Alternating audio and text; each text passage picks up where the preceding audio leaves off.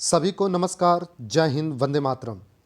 दोस्तों, आज से हम लोग करंट अफेयर्स की जो दिसंबर माह की है, इसकी एक सीरीज़ शुरू कर रहे हैं। जो भी इम्पोर्टेंट क्वेश्चंस बन सकते हैं, जो हमारे एग्ज़ाम के लिए अति महत्वपूर्ण होने वाले हैं, उन्हीं सब क्वेश्चंस के साथ हम लोग शुरू करते हैं। जैसे आपका पहला प्रश्न कहता है, महाकुंभ मेला 2025 के दौरान श्रद्धालुओं की सहायता के लिए प्रधानमंत्री द्वारा लॉन्च किए गए चैटबॉट का क्या नाम है।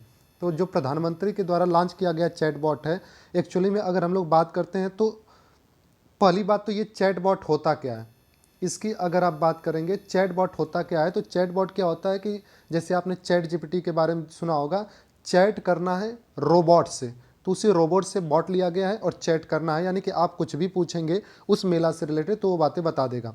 ठीक है, तो आपको बताना है क्या वो प्रयागराज बॉट है, क्या वो कुंभ सहायक है, या फिर वो मेला बॉट है, या फिर उसको संगम बॉट नाम दिया गया है। तो आपका जो सही उत्तर होने वाला है वो है कुंभ सहायक। जो हमारा चैट बॉट लॉन्च किया गया है कुंभ मेला से रिलेटेड श्रद्धालुओं की सहायता के लिए, कि आपको कुछ भी वहाँ पे पूछना है, क्योंकि भीड़ बहुत ज़्यादा लगने वाली है, तो वहाँ पे कोई भी जानकारी आपको लेना है तो आप अपने मोबाइल ऐप में कुंभ सहायक ऐप को डाउनलोड कर लीजिए और वहाँ पे सारी जानकारी आपको मिलती रहेगी। ठीक है, तो आइए हम लोग आगे बढ़ते हैं। अगला प्रश्न हमारा है, इसमें कुछ जानकारियाँ भी हैं जिसे आप देख सकते हैं। अगर हम लोग बात करते हैं कि कुंभ मेला जो है वो कब से कब तक शुरू किया जा रहा है, तो ये ध्यान रखना है आपको, जो कुंभ मेला हमारा है वो 2025 में प्रयागराज में 13 जनवरी से 26 फरवरी के बीच में आयोजित होगा। ये ध्यान रखिएगा, 13 जनवरी से लेकर 26 फरवरी के बीच में इसको आयोजित किया जाएगा। ठीक है, तो इसको भी याद रखिएगा, हो सकता है प्रश्न में पूछा जा सके। अगला प्रश्न आपका कहता है, हाल ही में 22वां दिव्य कला मेला किस शहर में आयोजित किया गया है। ये आपके परीक्षा की दृष्टि से अति महत्वपूर्ण सवाल बनता है। ठीक है, क्या पहली बात ध्यान रखिएगा, 22वां नंबर का ये है दिव्य कला मेला जो है वो किस शहर में आयोजित किया गया है, तो इसका जो सही उत्तर होगा वो है नई दिल्ली। ठीक है, अच्छा इसमें हुआ क्या है, तो यहाँ पे आपको प्रश्न में मिल जाएगा। ठीक है, कि इसमें क्या किया गया है। यहाँ पे अगर आप देखिए तो इसका आयोजन नई दिल्ली में किया जाएगा।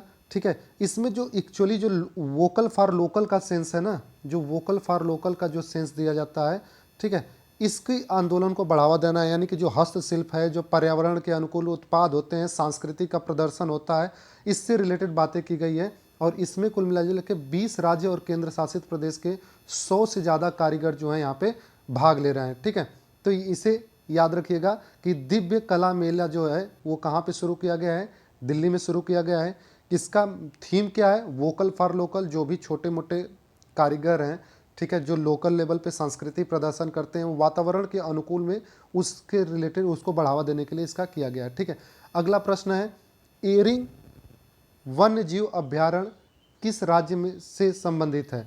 ठीक है, तो एरिंग जो है वन्य जीव अभ्यारण्य जो है आपका मिलता है अरुणाचल प्रदेश में। ठीक है, कहाँ मिलता है, अरुणाचल प्रदेश में, इसे भी याद रखिएगा। ठीक है, अगर इसके बारे में हमें जानकारी लेना है तो यहाँ पे पीडीएफ में आपको दिया होगा। पीडीएफ अगर आपको पढ़ना है तो आप सम्राट एकेडमी GZP को ज्वाइन कर लीजिए टेलीग्राम चैनल पे, वहाँ पे सारा पीडीएफ आपको मिल जाएगा। ठीक है, अगला ये प्रश्न देखते हैं, अंतर्राष्ट्रीय तटस्थता दिवस कब मनाया जाता है। तो ये जो दिवस है इस पर ज़्यादा चर्चा करने की बात नहीं है, आप लोग इसको नॉर्मली पढ़ सकते हैं। ठीक है, कि अंतर्राष्ट्रीय तटस्थता दिवस जो है वो कब मनाया गया, तो वो मनाया जाता है आपका 12 दिसंबर को। ठीक है, कब मनाया जाता है, 12 दिसंबर को। ठीक, अगला ये प्रश्न देखते हैं। इसमें अगर आपको समझना हो कि ये क्या चीज़ है, कैसे है, तो यहाँ पे पीडीएफ में पूरी बातें आपको दे दी गई हैं। ठीक है, वहाँ से आप समझ सकते हैं। चूँकि तटस्थता का मतलब वही बात होता है कि निष्पक्षता। जैसे अगर हम लोग बात करते हैं, जब आपका शीत युद्ध चल रहा था तो भारत वहाँ पे भी तटस्थता किया। भारत जो है नाम का भी है, नॉन अलायंस मूवमेंट का भी फाउंडर मेंबर में गिना जाता है। ठीक है, कुल मिला के भारत का हमेशा शुरू से ही यही नीति रही है कि वो हमेशा क्या करे, जो भी वो शांति स्थापित करने की बात करें। इसके लिए हमारे यहाँ जो है आर्टिकल 51 भी लागू है कि हम विदेश में भी शांति की बातें करते रहते हैं। ठीक है, आइए अगला प्रश्न देखिए, समाचारों में दिखी चक्की नदी किस नदी की सहायक नदी है। चक्की नदी आज कल आपने देखा होगा, पिछले 2-3 दिनों में इसका जो है न्यूज़ में बहुत ज़्यादा चल रही थी। तो ये जो है वो ब्यास नदी की, चक्की नदी जो है वो ब्यास नदी की सहायक नदी है। ठीक है, अब बात करते हैं कि ये क्यों चर्चा में रही। तो इसके चर्चा में रहने के कारण क्या थे, जो संयुक्त समिति है राष्ट्रीय हरित अधिकरण जो एनजीटी है, उसने जो है इसको किसमें किया है, पत्थर कुचलने वाली इकाइयों द्वारा किए जा रहे परिवर्तनों के बारे में जानकारी दी है। ठीक है, यानी कि कुल मिला के इसमें जो खनन वगैरह होता है, जो रेत से खनन वगैरह किया जाता है, इससे इसको किनारों को बहुत नुकसान हो रहा है, इसलिए आजकल ये चर्चा में बना हुआ है। ठीक, अगला प्रश्न देखिए, अगला प्रश्न है किस राज्य सरकार ने इंदिरा गांधी सुरक्षा शिक्षा योजना शुरू किया है। किस राज्य सरकार ने इंदिरा गांधी सुख शिक्षा योजना शुरू किया है। ठीक है, तो इसका सही उत्तर जो होगा आपका क्या होगा, क्या वो गुजरात है, क्या वो पंजाब है, उड़ीसा है, या फिर हिमाचल प्रदेश है। तो ध्यान रखिएगा, इसका जो सही जवाब होगा वो है आपका हिमाचल प्रदेश। ठीक है, यानी हिमाचल प्रदेश में ही इंदिरा गांधी सुख शिक्षा योजना की शुरुआत की गई है। ठीक, अगर इसके रिलेटेड आपको जानकारी देखना है तो क्योंकि आपको पता ही है वहाँ पे जो मुख्यमंत्री हैं वो इस समय कौन है, सुखविंदर सिंह सुक्खू।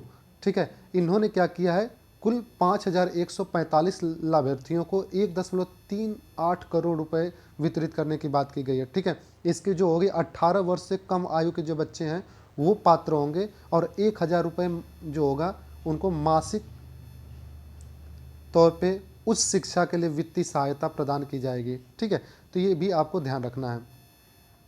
अगला प्रश्न आपका है किस मंत्रालय ने भारत समुद्री विरासत 2024 IMHC 2024 का आयोजन किया है। ठीक है, तो नाम से ही लग रहा है हमें किसके बारे में बात किया जा रहा है, भारत समुद्री विरासत की बात की जा रही है। तो भारत समुद्री विरासत कौन करेगा, बंदरगाह, जहाजरानी और जलमार्ग मंत्रालय, जाहिर सी बात है पर्यटन मंत्रालय का तो यहाँ से कुछ होगा नहीं। ठीक है, तो यहाँ से याद करने का एक तरीका है कि भारत समुद्री विरासत जो सम्मेलन है उसका आयोजन कौन कर रहा है, बंदरगाह, जहाजरानी और जलमार्ग मंत्रालय। ठीक है, क्यों किया जा रहा है, तो इससे रिलेटेड आपको पढ़ना है यहाँ पे क्या, कि भारतीय समुद्री इतिहास का जश्न मनाया गया है। ठीक है ना, इसका जो आयोजन किया गया है इसमें क्या है, वैश्विक सांस्कृतिक और आर्थिक आदान प्रदान के लिए जो भूमि, इसकी जो भूमिका रही है हमारे समुद्र की, उसके ऊपर प्रकाश डाला गया है। ठीक है, और फिर भारत जो है विश्व गुरु का चूँकि सपना देखता आ रहा है। ठीक है, जस्ट अ मिनट, भारत जो है विश्व गुरु का सपना देखता आ रहा है, तो यहाँ से आपको ध्यान रखना है कि दृष्टिकोण को रेखांकित करेगा कि भारत आखिरकार कैसे दुनिया में जो है इम्पोर्टेंट रखता है। इसी पर आपने देखा था एस जयशंकर साहब ने एक बुक भी लॉन्च किया है। ठीक है, वाई इंडिया मैटर्स नाम से, तो इस पर भी आपको ध्यान रखना है। ठीक है, एक्चुअली में इसमें क्या है, जो समुद्री विविधताएँ हैं, जैव विविधताएँ, उनको भी संबोधित करना है, यानी उनके भी संरक्षण की बात करनी है। अगला प्रश्न है युवा सहकार योजना किस संगठन द्वारा कार्यान्वित की गई है, युवा सहकार योजना। ठीक है, तो यहाँ पे अगर बात करते हैं नाबार्ड, तो अगर मैं पूछूं नाबार्ड के जो है इस समय अध्यक्ष कौन है, तो आप क्या कहेंगे, साजी केवी।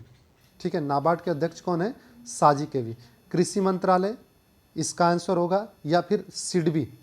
ठीक है, सिडबी का फुल फॉर्म भी याद रखिएगा, कभी कभी ये नाबार्ड और सिडबी का फुल फॉर्म भी पूछा जाता है, या राष्ट्रीय सहकारी विकास निगम। तो जाहिर सी बात है हमको योजना किसकी शुरू करनी है, सहकार योजना शुरू करना है, तो किसके द्वारा शुरू होगा, राष्ट्रीय सहकारी विकास निगम। ठीक है, आइए अगला प्रश्न देखते हैं। इसमें बहुत सारी चीज़ें आपको दी गई हैं, पीडीएफ में आप लोग जरूर पढ़िएगा, जो आपको टेलीग्राम चैनल पे प्रोवाइड कर दी जाएंगी। ठीक है, तो यहाँ पे क्या है, आपका जो राष्ट्रीय सहकारी विकास निगम है, इसने क्या किया है, 2% ब्याज अनुदान के लिए दीर्घकालिक ऋण 5 वर्षों तक प्रदान करती है। ठीक है, दीर्घकालिक ऋण, अब वही बात है कि सिर्फ 5 वर्षों को ही दीर्घकालिक माना जा रहा है, तो ये हमारे काम की चीज़ नहीं। हमें बस इतना जानना है कि 2% ब्याज के अनुदान पे दीर्घकालिक ऋण जो है 5 वर्षों के लिए दिया जाएगा। ठीक है, और जो हमारे पास मिशन आया था ना, कि जो 2022 में हमारा जो मिशन था कि किसानों की आय दोगुनी करनी, हालांकि बहुत पहले ही ये मिशन था, लेकिन उसी का सेंस में यहाँ पे रख के करने की कोशिश की जा रही है। ठीक है, आइए अगला प्रश्न देखिए, किस संगठन ने वीलो नामक क्वांटम कंप्यूटिंग चिप लॉन्च की है। देखिए, बाकी इस क्वेश्चंस के जो भी चीज़ें होंगी आप पढ़िएगा चाहे न पढ़िएगा, लेकिन इसको ध्यान रखिएगा, ये बहुत बहुत इंपॉर्टेंट है। ठीक है ना, सबसे ज़्यादा इंपॉर्टेंट ये है कि इसको गूगल ने लॉन्च किया है। अब हुआ क्या था एक्चुअली में, ये जो पहले ये नाम रखेगा willow, quantum computing chip. Actually में ये ना मतलब समझ लीजिए आज के समय के लिए सबसे बड़ा एक रिवॉल्यूशन लेकर आने वाला चीज़ है विलो।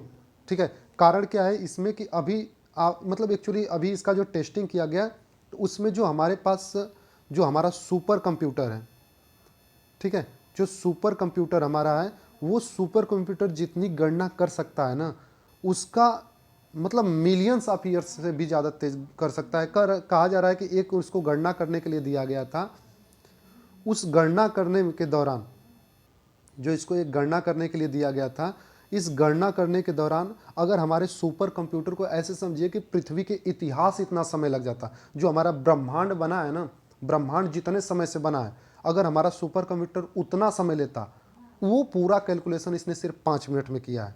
ठीक है, तो आप सोच लीजिए कि मतलब सोच से भी ऊपर चली जाएगी ये अगर इसको आगे भी बढ़ाया जाता, क्योंकि ये सफल हो चुका है।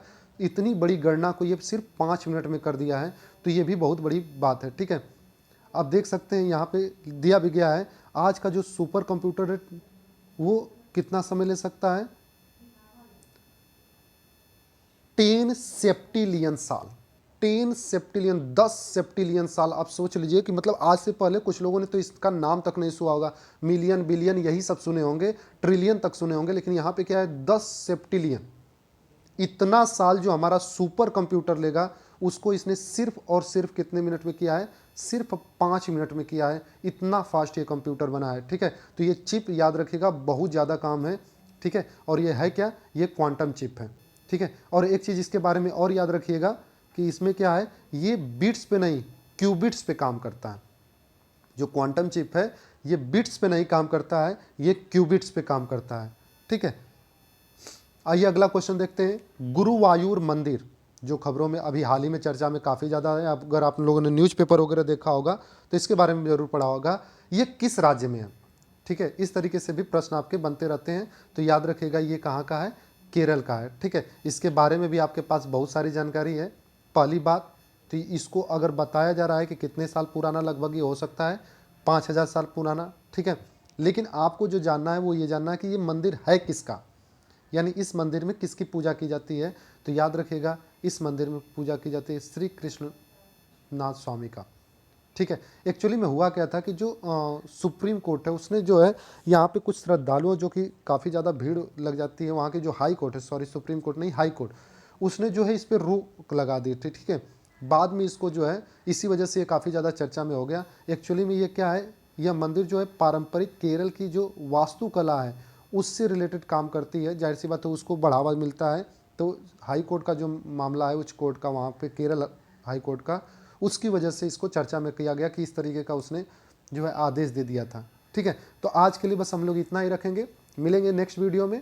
अब ये जो वीडियोज होंगे आपको लगातार कंटिन्यूसली मिलते रहेंगे, 1 या 2 दिन पे गैप करते हुए। ठीक है, ताकि आपको एक सीरीज के रूप में जो 1 वर्ड टाइप में है उस पर आपको क्वेश्चंस मिलता रहे। ठीक है, बाकी जो चीज़ें होंगी आपको फिर से, अगर आपको इसका पीडीएफ चाहिए तो सम्राट एकेडमी GZP को ज्वाइन कर लीजिए टेलीग्राम चैनल, वहाँ से आपको पीडीएफ मिल जाएगा। ठीक है, तो आज के लिए इतना ही रखते हैं, फिर मिलते हैं हम लोग नेक्स्ट वीडियो में कुछ नए टॉपिक के साथ। तब तक के लिए हंसते रहिए, मुस्कुराते रहिए। Bye bye.